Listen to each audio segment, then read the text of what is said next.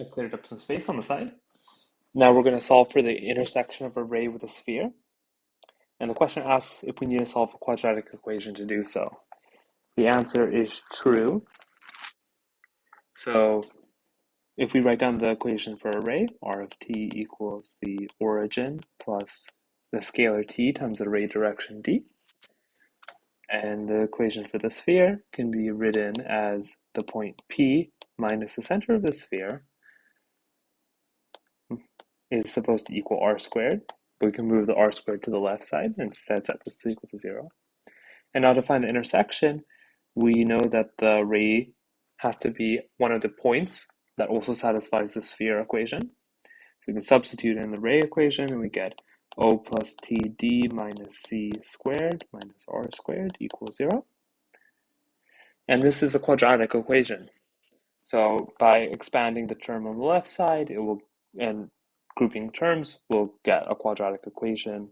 And our goal here is to solve for t.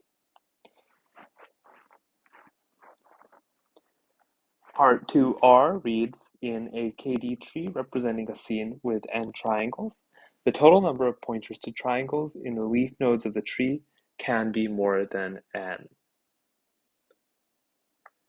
This is true.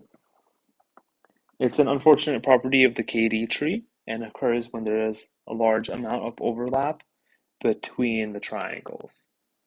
And so in a KD tree, if you have some triangles in the scene which don't have a clear separation, they don't even necessarily need to overlap. They just need to overlap in one dimension. Now, when partitioning this space, when we subdivide, let's say, along this dimension at some leaf,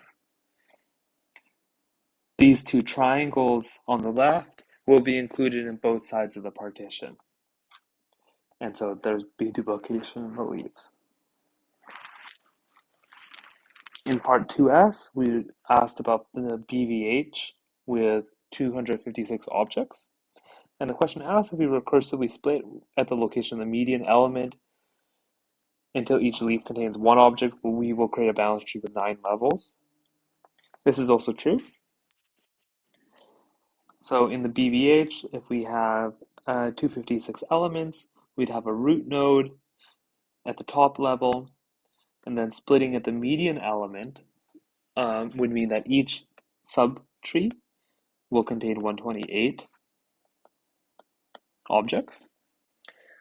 This is one of the nice properties of the BVH, that each object will only be included in one of these two subtrees. And by continuing to split at the median object, this will make sure that each branch is balanced. And since this 256 is 2 to the power of 8, and then we need to account for the original root level, we'll get a total of 9 levels. Part 2T is a uniform grid acceleration structure with too many cells will be inefficient because of the computational overhead of traversing many cells without testing for intersection with any seen objects. This is also true.